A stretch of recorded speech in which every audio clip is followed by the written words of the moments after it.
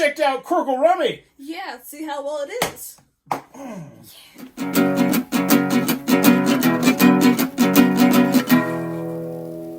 What does that even mean, Bowers game? Ahoy there, YouTubers. Welcome again to Bowers Board Game Corner. My name is Lucy, and here we have... Bauer. Never stop. And today we're very excited to be checking out Qwirkle Rummy, the mix match switch and win game from Mindware. This is for 2 to 4 players, ages 8+. And if you're familiar with Rummy, this will feel... Or, excuse me, if you're familiar with Qwirkle, this will feel very familiar. You're going to have 9 cards in your hand, and the cards are going to look like this. They're going to have different shapes and different colors on them. And what you're trying to do is play cards on your turn into a big central area that you're all going to share in the hopes of creating a Qwirkle, which is 6 of a set of either the same color or the same shape with no duplicates. And it really just boils down to being a game of trying to pounce at the right time and capitalize on when your opponents put out too much shapes. And then really just a hugely massive puzzle game as you're trying to say, all right, I can move one from this set and then one from this set, then I can put one in my hand and then this will slide here. Then boom, I got myself a point. Yeah. But this was both of our first time checking it out. We checked it out 3 players. What did you think about it, Lucy? It was a nice little game. Like, it's definitely like a nice little like filler weight one where it's like, okay, I'm waiting for somebody. We can try to do like a couple of sets. And, like, I guess, like, there's a little bit of strategy, but not much, because it really does depend on, like, what cards you draw. Yeah. And a lot of it's, like, because, for example, I thought I was doing a good strategy, because, like, I had all, because there's 3 of each kind, and I had all 3 of, like, the yellow sparkle one. That didn't really help me much, because, like, I was too afraid to play them, but then they just ended up clogging my hand. And so, time out. Yeah. Why that's important is because there's only 3 of that yellow sparkle completely in the game. Just to clarify that a little bit. So yeah, that's a decent strategy. Yeah, because you have essentially, you've locked up the yellow, but then other people could go, well, I might use the yellow for something else then. And then the game was ever changing too, as people would take sets out, which means now that, there's no more purple circles or whatever, blue triangles or whatever going on in the game.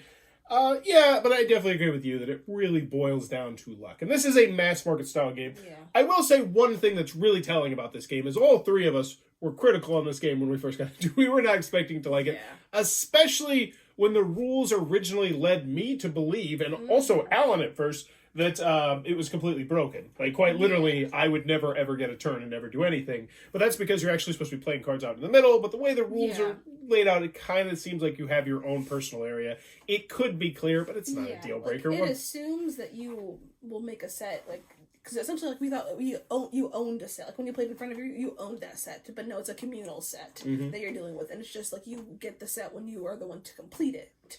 So even if you didn't start it, as long as you completed it, you get the point.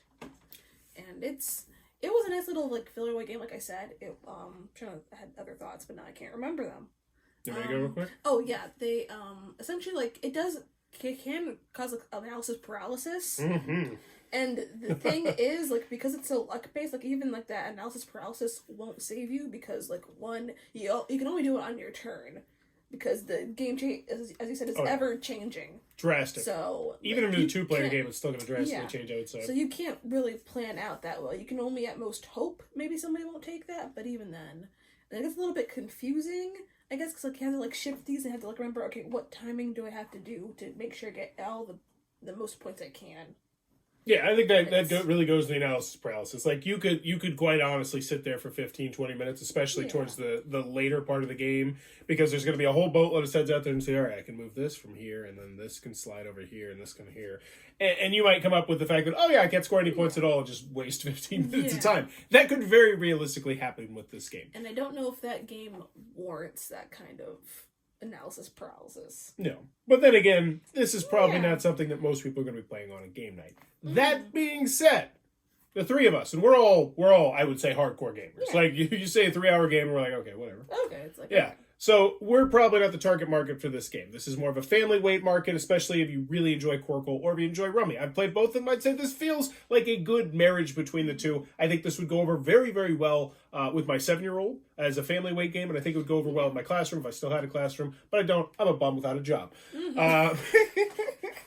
But Qwirkle Rummy, in the end, if you like Qwirkle and you're in the market for a lightweight, simple family game, I'd say this is it. Nice game, yeah. Because the other thing is, we had issues with the rules at the very beginning, but that was mostly just because I didn't read them thoroughly enough. Yeah. But like, I feel like I could teach this tomorrow without even having the rules. Like, it is a very light, very simple, quick, filler weight game, as you put it. And I think for a family weight game, if you like Qwirkle or Rummy, it's one that I'd recommend. Yeah. But as a game night game, probably not going to get played ever again. But there you go. Qwirkle Rummy from the Mindware. If it looks like it might be your cup of tea, be sure to check this one out. If you're enjoying what I'm doing, please click on that subscribe button down below. Also, consider supporting the Patreon down below. As I said, I'm currently a bum at home. But in the comments below, let me know if you could marry one card game and one board game. I'm going to make very strict requirements. One card game, one board game, mush them together. Hopefully it turns out well. What's it going to be? Card game and board game? Yes. Oof. I'm going to go with poker. It's cop out, but I'm going to go with poker. Remember what happened last time. I'm not saying. I want Twilight. You know what? Poker? Yeah, I want Twilight Imperium poker. I don't care. Make it happen. I don't know the logistics. It's probably going to have like 7,000 cards. Oh, you could have your own. I don't even know. That's what I want. Somebody else can think of it. What game? East High Forever game? Is that what you're looking for? Yeah. East High Forever game and Skip Bow. Skip Bow, the best ones. You know when I put that there, I thought of you because I was like, I'm going to do this for the memes, just for Lucy. I was going to throw it away because it's an empty box, but I was like, damn it, I'm keeping that. I used it for prototyping pieces one day. Because I specifically, when I was prototyping a game, I wanted to play as Zac Efron. I was like, this is my character. No one ever gets Zac Efron. No. I heard him. He's my top 5-man crush. Oh, yeah. It's a shame he just doesn't get that good movies. Yeah, he makes the most of them. Yeah. He's the best part of them. I'd probably do, like, Scythe and Clue. No, that's 2 board games. And Clue, so some seduction. Wait, well, those are 2 board games. Yeah, I get very specific requirements, Lucy. I want... No, not 2 board games. You can do the Clue card game. It's actually pretty decent. Clue card Check game. out my review. Clue card game and Scythe. So you know what the Scythe card game and Clue? Well, one doesn't exist. Yeah. But there you go. That is Qwirkle Rummy. Mix, match, switch, and win. And as always, thanks for your time, YouTube. See you guys. This video is brought to you by all of my amazing Patreon supporters, and I would love it if you would join their ranks and have your name immortalized in the end of many of my videos for the end of time. But consider for only $1 a month, and as always, thanks for stopping by.